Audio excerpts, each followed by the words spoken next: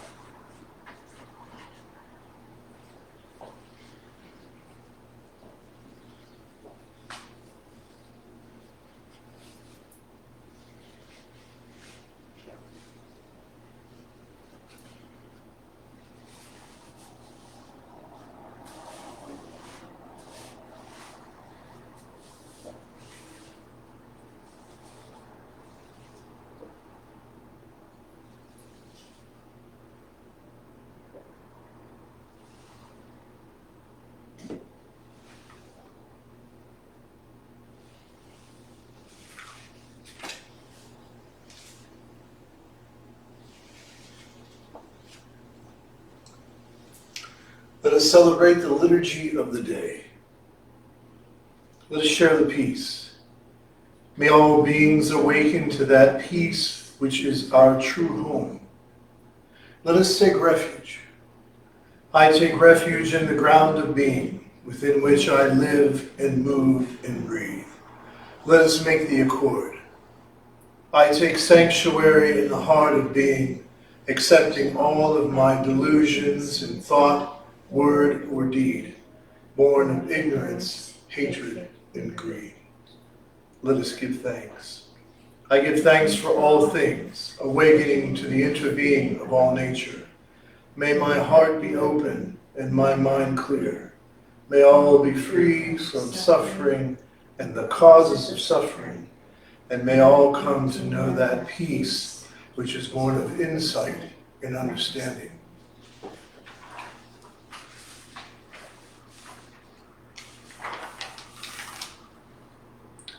Since it is the practice of enlightenment, that practice has no beginning.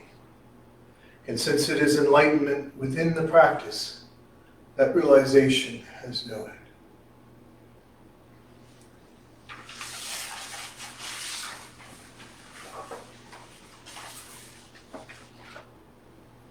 Welcome, everyone. We are continuing our series of going through chapter by chapter in my new book, The Three Principles of Oneness, How Embodying the Cosmic Perspective Can Liberate Your Life. So tonight we continue with chapter 8.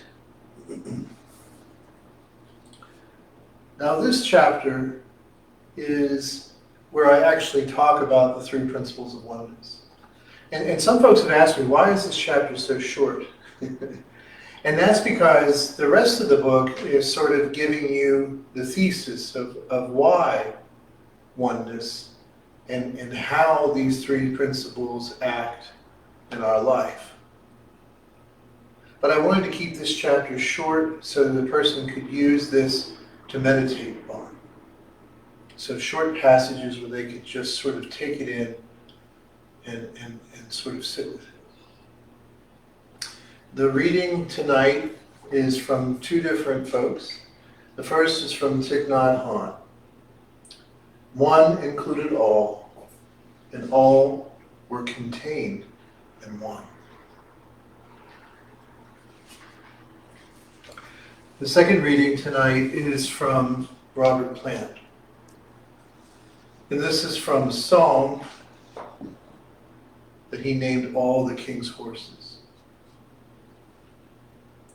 Swift and true, straight to my heart, love has come calling, and I'm back here again. I pour myself a brand new start, glad to be falling for the beauty within. All the king's horses, all the king's men. I'm on the outside looking in, over and over and over again. There's no telling where I've been, how I returned here, how much I have seen. All the king's horses, all the king's men. I'll weave a circle around the sun, throw down my arms, and give my all. I'll be your soldier of love.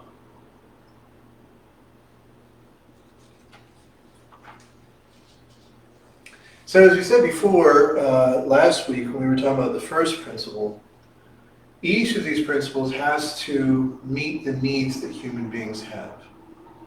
And the two most important ones, I believe, are the existential and the essential.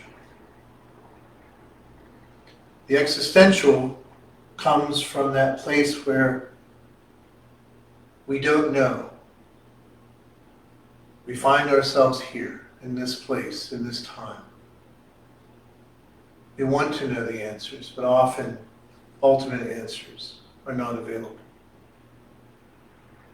The existential is awakening to the freedom to choose what our life will mean, to choose how we will live in the face of ultimate uncertainty. And secondly, the essential. And for many years, those two became separate in most of our main religions. But I believe that we have to bring the essential back into contact with the existential. And we can do that. We can do that through the knowledge that we've gained about our universe. And so the essential is going to point to those things that we can actually bear witness to.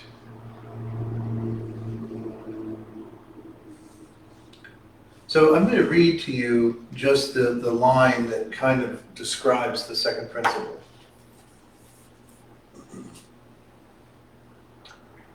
From the delusion of separation, the universe is impermanent and transient.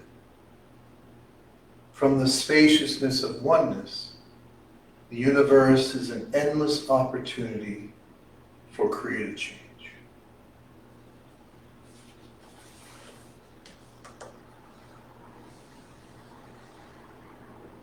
One of the things that we realize when we honestly look at the universe is that change is the constant. And that this change is something that is constantly working. However, when you work with people like I do, you find that change is often an unwelcome guest. We joke about lines like those from Mark Twain when commenting about New England weather. He said, if you don't like the weather in New England, just wait for a minute, it will change. Change is often perceived as an enemy because we often don't like change.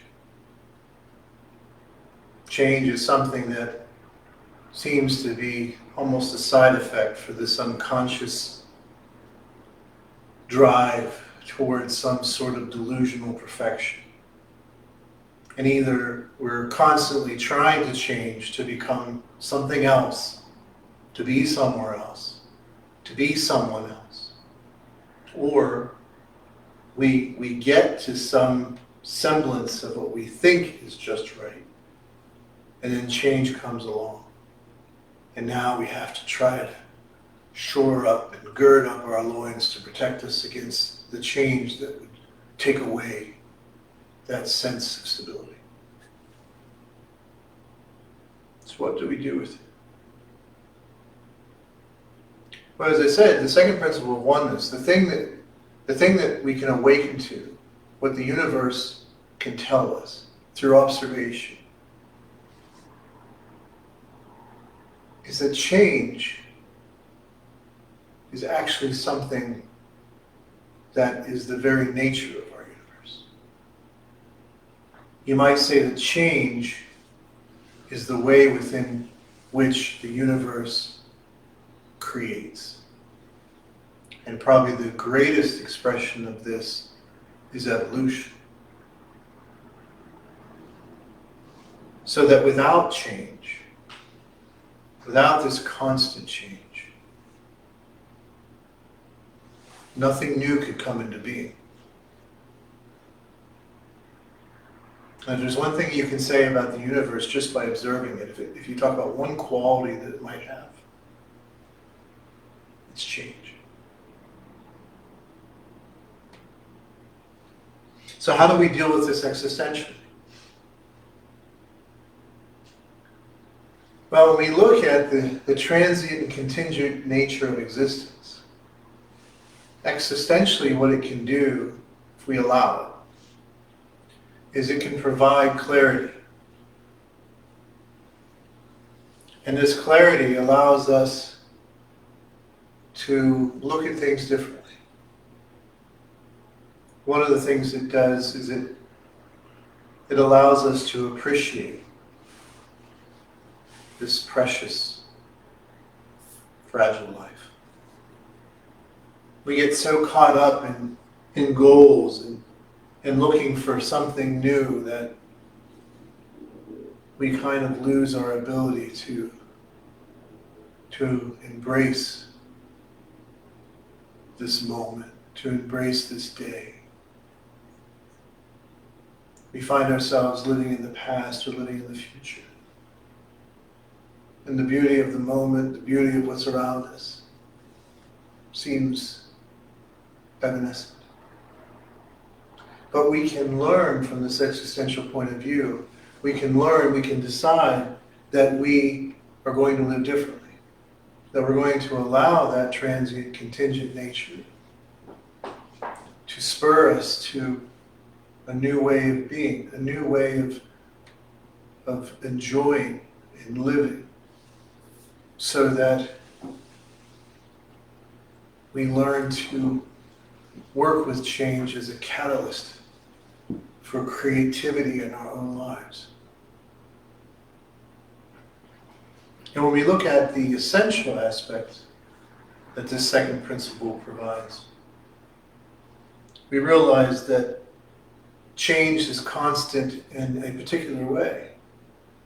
Now in science we call it entropy, and it deals with the laws of thermodynamics, which is the idea that energy is constantly going through transformation. And entropy is that change where things fall apart. It's like David Burns said in The Talking Heads, things fall apart. It's scientific. But that energy is not lost. That energy continues. And even though it goes through many different manifestations, the energy stays the same. And as many of you have heard me speak before, I think the example in the physical world that we can talk about is water. That water can take many shapes and forms. It can be a solid, it can be a liquid, it can be a gas. And while it goes through all these transmutations, the essential molecules of that water are the same. You heard me last week talk about that, how the water in my Pepsi could once have been drunk by a T-Rex.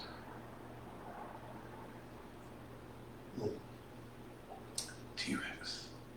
But you see, that's the power we have as humans. We have imagination. We have the ability to understand these things and bring them into our life. That's the purpose of these principles.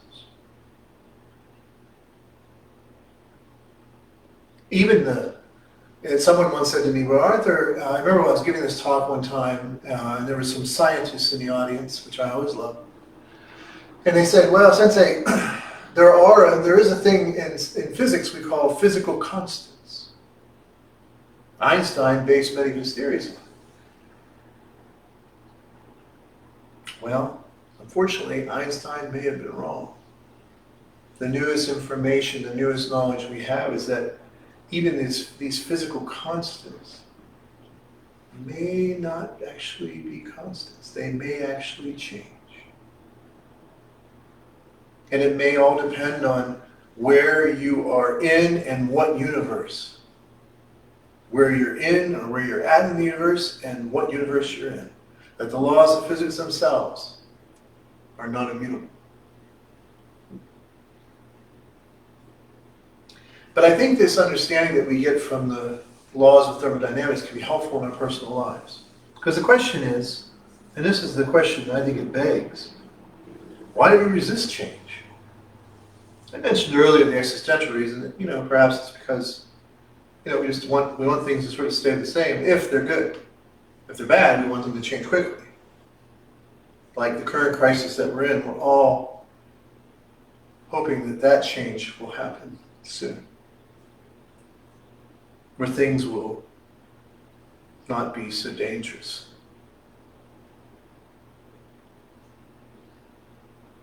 But here's what I think. I think just like the laws of thermodynamics, we have a sort of gnosis, a sort of knowing. We don't deal with it all the time, but it's the rub.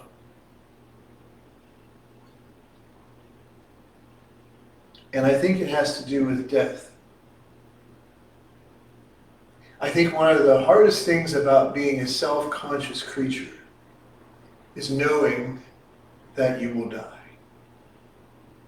In Buddhism, we call it the great change. And it's going to happen to all of us. Not a matter of if, but when. How. And like Woody Allen, I'm okay with death. I just don't want to be there when it happens. But I do think that's what's going on inside of us. I think there's a part of us that recognizes death as the great change. And yet, there's something, some kind of gnosis, some kind of intuition that tells us that this is not all there is. That tells us that somehow there must be something, just like the water molecule, that goes through all these different transformations and all these different changes, and yet the molecules remain. And I think somehow we have that within us, that we know that both things are true at the same time. That the great change that we call death is inevitable, and there is something that transcends it. And I've had these conversations with people who, for one reason or another, have come to the conclusion that this is it. And they have great fear. If you ask them what their biggest fear is, if they're going to be honest with you, they'll tell you they just can't fathom non-existence. Well, why do you think that's so? Because we don't know what non-existence is. All we know is existence. All we know is the existential. We don't know what non-existent is. We're like children. When they're very little, they love to play peekaboo. Because when they can't see you anymore, you're gone. And I think that's how it is for us. We're like children playing some kind of cosmic peekaboo. And when we can't see you anymore, we think you've gone. And so we don't know what non-existence even means. We can't even develop a really rational, lucid explanation. Certainly we can't point to science, the laws of thermodynamics. So I think that's the conflict that's within us. I think the conflict is there's a knowing that things are changing, and there's big changes. And on the other hand, there's a sense that there's something more, that somehow the finite and the infinite, the temporal and the eternal are not two, but one. And what the second principle of oneness calls us to is to bring both of those into our lives as one, not two. And to me,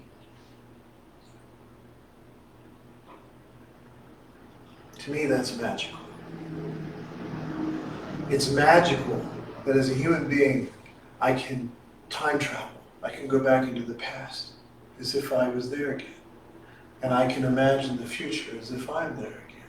One of my favorite tricks to do to myself, especially when I'm traveling a lot, is to sit in my chair by the fireplace and imagine myself in a future position. Like, I'm going to be out west, or I'm going to be down in Florida. And I imagine myself sitting next to the pool in Florida, or out west, sitting, looking out at the mountains. And I really imagine it in detail. The smell of the water, the sun, the air, the warmth. And then when I get out there, or down there, I take a moment, in that moment, where I'm by the pool, or I'm looking at the mountain, and I bring those two together. It's magical. And it's the same.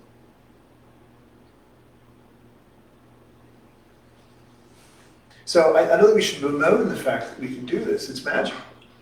But we have to bring both of those realities into our life.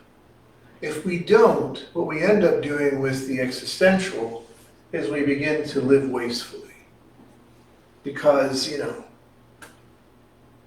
Like the preacher in Ecclesiastes said,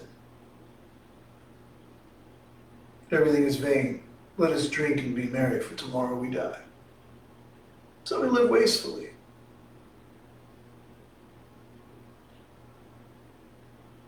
Or we get so caught up in what we hope is going to come next.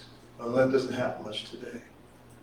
That we become, as the old saying was, so heavenly bound that we're no earthly good. I don't know if that happens very much anymore, but that certainly was a problem in a previous time. I'd like it to be a problem now.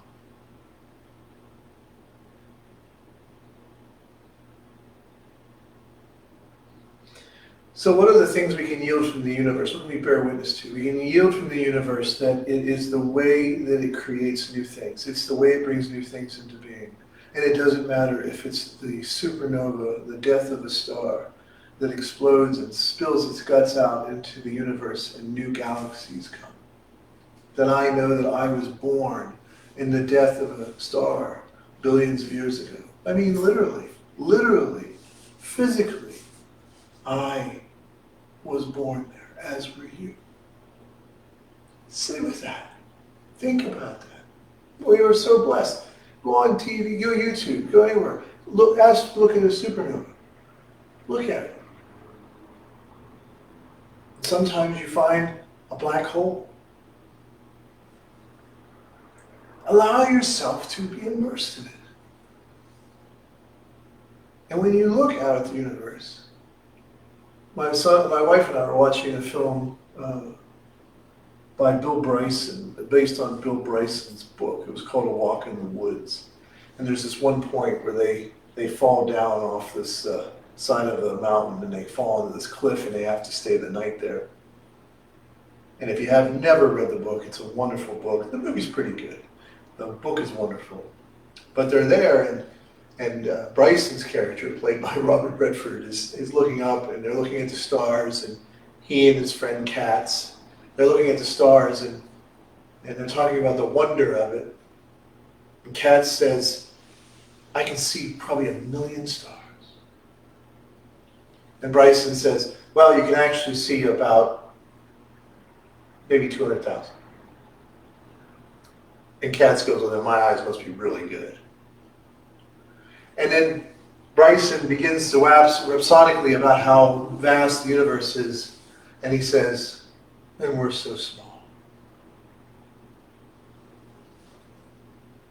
But when you understand these principles and you really begin to embrace them, embody them, you don't feel so small anymore. You know, I think the entry point of being small is okay because it kind of creates humility. It helps kind of cut through some of the hubris. But honestly, I don't think heuristically it ultimately is useful. I think it's more useful to know that not only are you in the universe, you are the universe. So let me give an example of how this might work in someone's life. So imagine a person is going through some change. They've been in a relationship. And in this relationship, they were very much in love with this person.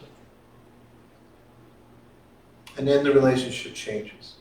And sometimes when relationships change, the relationship that we knew changes into something else. I always say that even when we say a relationship ends, it really hasn't ended, it's changed. You can't really ever be in relationship with anything or anyone and then it's gone. It's that whole non-existence thing. It's changed. We change the way we look at it. We change the way we relate to it. But this person is practicing the three principles. And they realize out of this second principle that even within this great change, that this crisis, let's say this crisis of this relationship changing, going through a great change, a death,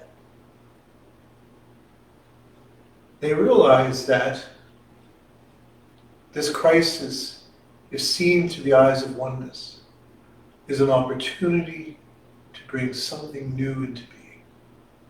something that has never existed in the universe before, and never will again.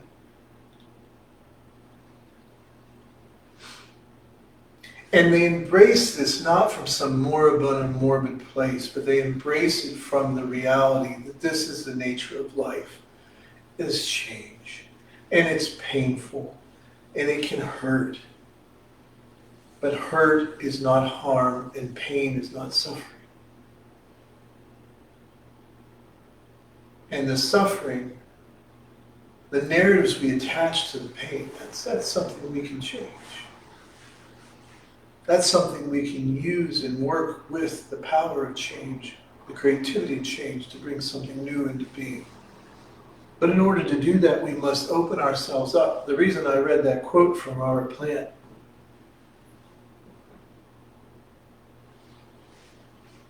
is that it allows us to remain open to the call of love.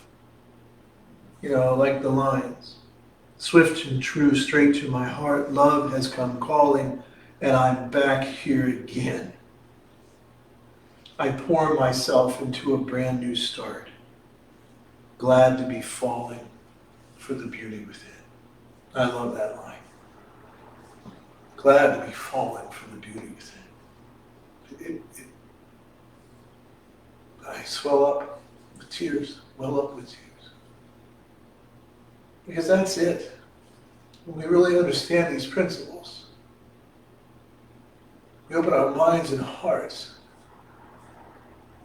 to know that the love that I've given in this one relationship that now has changed is the love that I will give to a new one. And that I didn't lose anything, there wasn't a loss to give my heart that way, because it opened me up to the depths and the ground of my being. And now I can pour this love out into a new shape, a new container. And we learn as adults that the love that we need is completely connected to the love that we give. You know, when we're kids, we have to show love. We have to teach our children how to be loving and give love. But as adults, man, if you right now in this moment you're not experiencing love in your life, it's because you're waiting for it to come to you from the outside. But it never comes from the outside. It always comes from within. And if you can open your heart, if you can throw down your arms, throw down the walls of your defenses, and give your all, you become a soldier of love from one to the next. And you realize that all the love you need will start when you begin to give it. And so that's how this person lives out the second principle of oneness. They embrace the change, including the pain, the hurt. But they use that cauldron to cook the sacred meal of their life.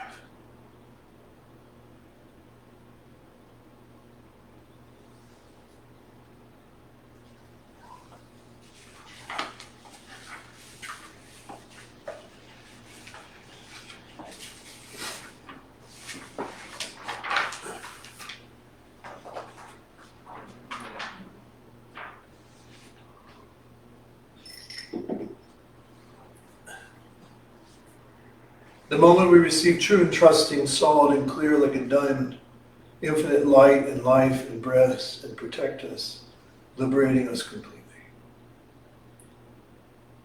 Let us share together the four miserable vows. Sentient beings are numberless, I vow to liberate them. Delusions are endless, I vow to end them.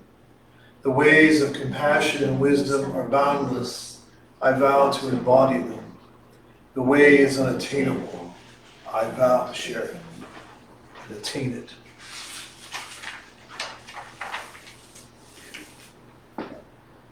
Let us recite together the precepts for the community of the vow. I allow my true self to manifest in all aspects of life. I take complete responsibility for my own life and all of my actions. I affirm my personal being and acknowledge it as a path to awakening and freedom. I embrace all aspects of my personal being, including my shadow, so that they may be transformed. And I affirm an attitude of openness to my true self, even in the midst of suffering.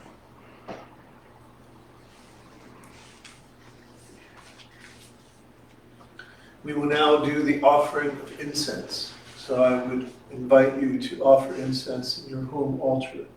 We will also chant together. Experience oneness through sound. We will chant tonight the ancient Nembutsu, where we take refuge in our true self, not just for our own sake, for the sake of all beings.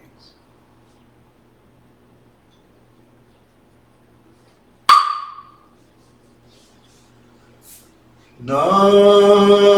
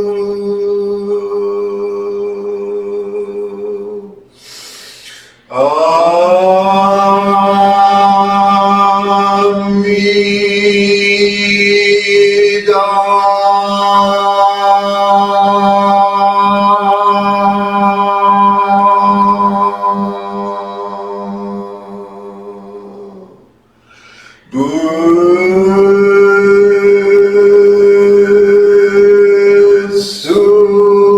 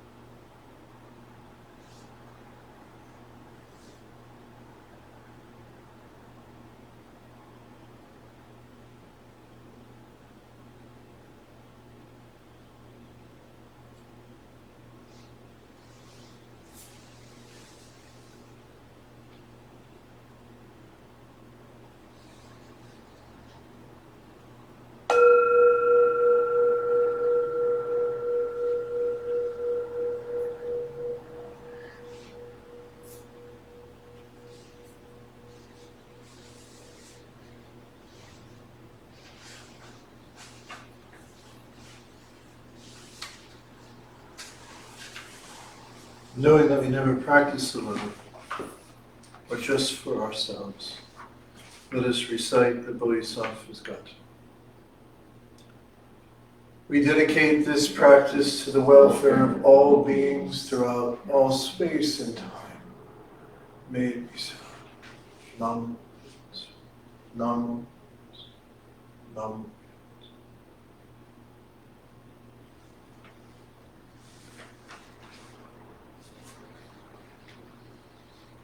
That concludes our meditation for this evening. I hope it was helpful to you. You can reach out to me for private study or perhaps explore our teacher training at our newest website, AskSenseiTony.com.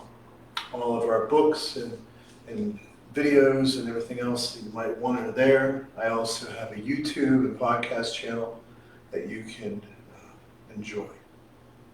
If you'd like to help me to continue the work that I'm doing, become a part of that work, because I always say to everyone that donates, everything I do and every being that I help, you're a part of that. So if you'd like to help me, you can do that one of two ways. You can go to, and I'll put this in some links in the below.